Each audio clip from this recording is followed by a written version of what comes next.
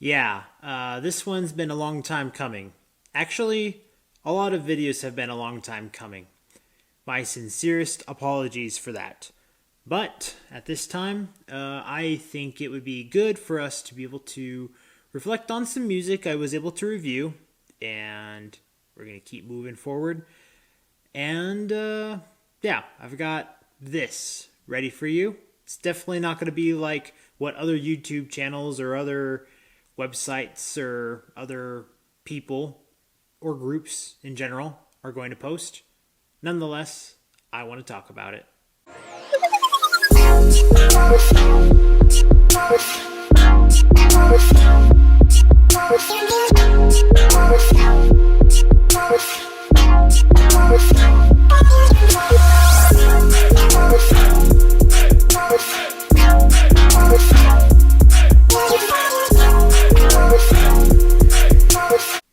Welcome back to Yes Everyone. Today we are talking about the best music of 2022. I don't know what got over me this year.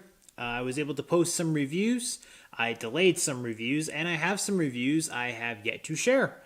But yeah, last year was kind of complicated and a little twisted. My life was a little bit, not necessarily in chaos, but disorganized in a focused kind of way.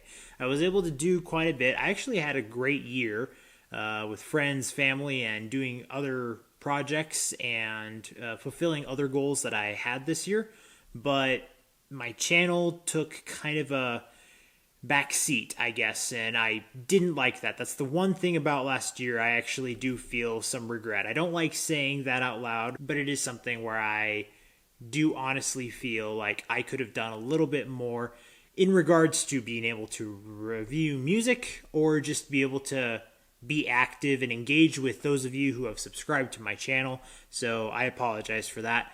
But this is what we're going to do. I'm going to review some of the best albums I have reviewed or that I have created a review for, and you will get to see a full-length review of that eventually. I didn't review a whole lot of music, as you already know, and the ones that I did pre-record beforehand don't create enough for a top 10 list, which I normally do.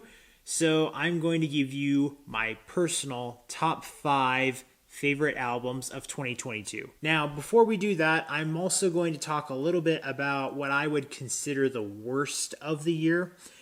If you do follow my channel, most of you would know that the only album I really gave a really harsh recommendation for was Lizzo's Special. A lot of people really like that. I don't get it, but whatever. I couldn't honestly tell you that that is the worst album of 2022. I listened to probably 5 or 6 other albums that probably also got no's, and most of them probably were worse than Lizzo's.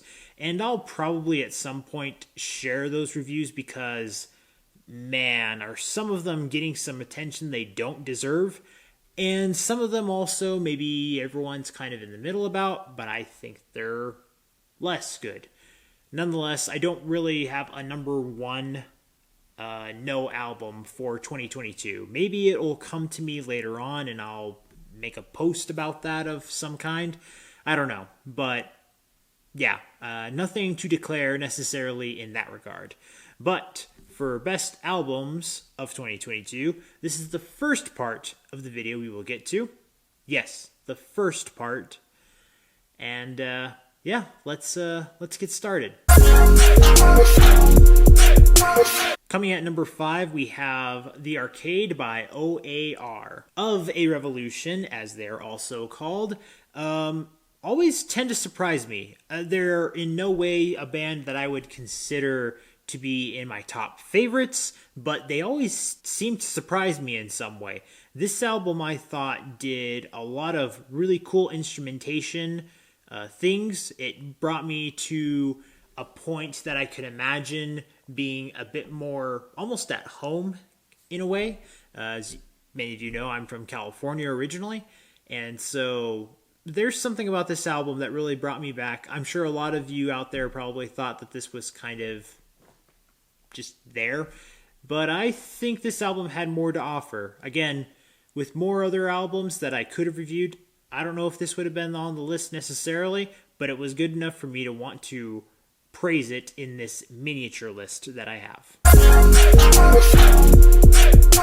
The number 4 album I'd like to highlight is Fragments by Bonobo. This was an album that I thought was really cool. It was incredibly relaxing. It's a very good vibe when you are driving. It can be played in any scenario really, but man, I really enjoyed the first listen I gave to it. It actually is a memory I do treasure, considering how my year went in reviewing music. So getting the first listen I had, I believe driving to Idaho for a family event of some kind, I really liked what I got out of this album. There are little things here and there that I realized I don't want to praise too much.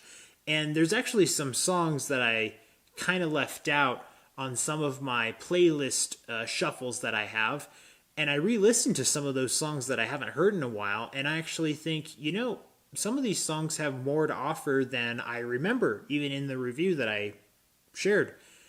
So, yeah, I get to highlight this album right here. I don't think I've seen other people talk about this album in other videos that I've seen. If anyone else really loves this album, please let me know. I would love to connect with you.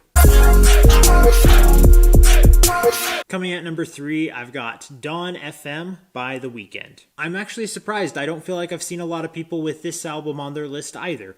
I really like this album. There are plenty of things that I know I would not have included in this album, but the things that I love and praise about this album, holy heck, I'm so shocked. The fact that he has Jim Carrey be essentially the disc jockey of the entire album, mad props for that, okay? But I think anyone who can just acknowledge that these two Canadians collaborating in this way is just beyond awesome. Just got to say that right there. And I usually am torn about a lot of things that The WEEKND does. Some things I really like to praise and some things I think, that might be overhyped. I'm not sure. This album is one where I think, despite the fact that he once again has an album cover that creeps me out, this one won me over. I admire it so much, and I think that it deserves a spot on this list right here. Coming at number 2, I've got Stellar Drifting by George FITZGERALD. Another one I feel like not a lot of people are talking about. This one is very futuristic in its style. I feel like I could have vivid dreams listening to this album, thinking about what possibilities really could come out of the future, even within the next 10 years. While it definitely focuses a bit more on being an instrumental-oriented album, the lyrics that are included in particular songs are very fitting, and I think George FITZGERALD picked out the right ones in order to include vocals, lyrics, or any other man-oriented influence in the songs. Beyond that, all the instrumentation and electronic style features that are in this album, yeah, you just have to experience it.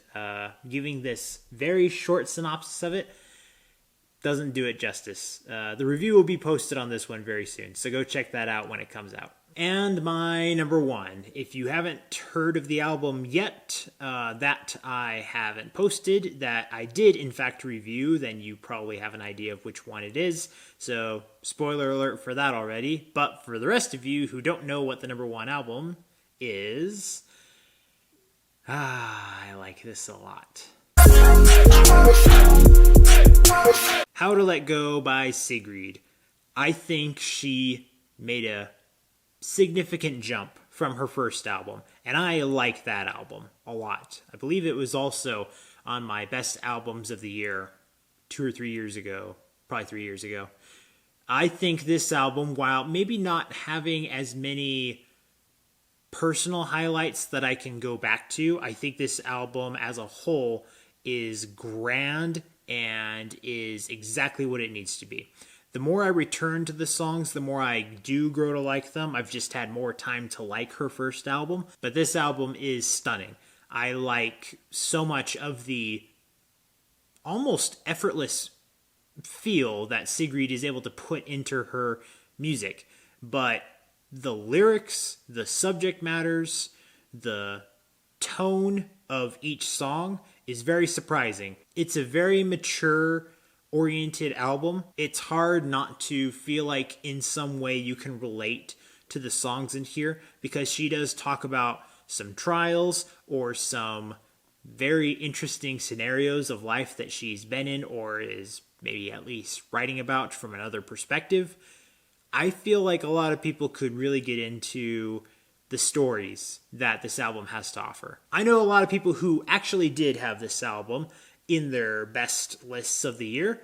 Not as high as I personally would rank it. But again, I don't know what other music I would have listened to this year that would have convinced me to love it as much as this album. I did listen to quite a bit of music this year, just not necessarily anything that would have gripped me in a way that I have learned to love this album as much as I do. If not, I would have reviewed it immediately. That's what those Yes albums do. When I hear a Yes album, I want to review it as quick as I possibly can.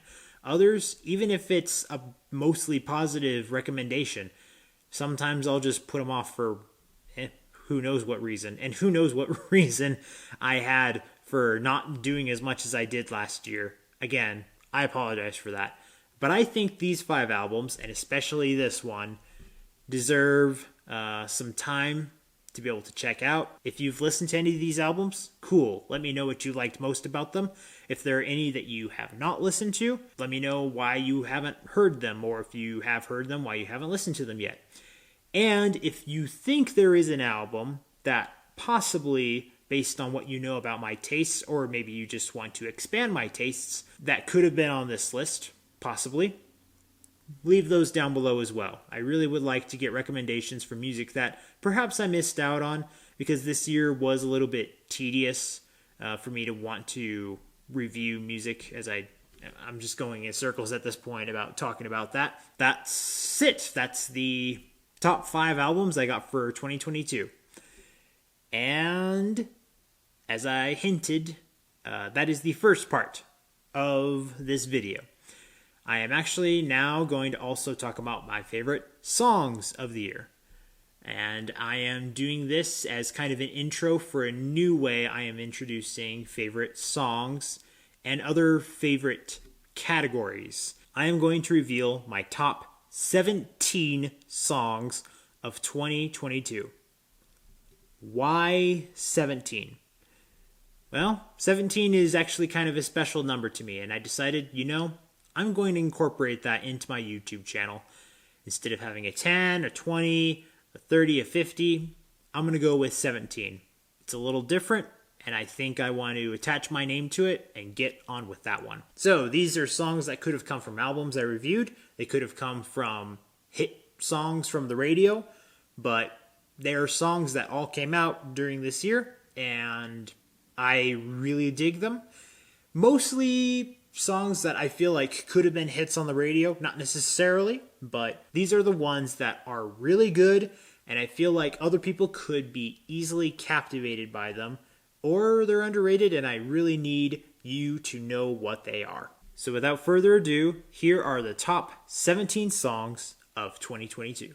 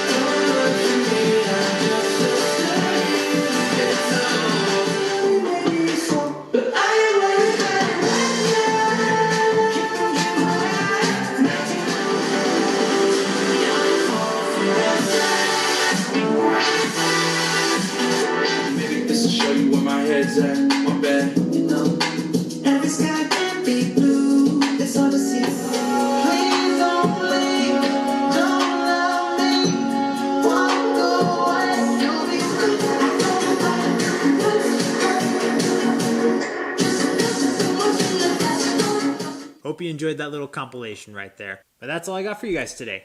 Thank you so much for watching. Be sure to follow me in my social media links down in the description below, and be sure to leave a comment about what you would like for me to review next or anything else you think I could talk about in the realm of entertainment. But above all, remember to chase excellence, chase quality, chase yes. Remember, we are your entertainment specialists. Before we say goodbye to you.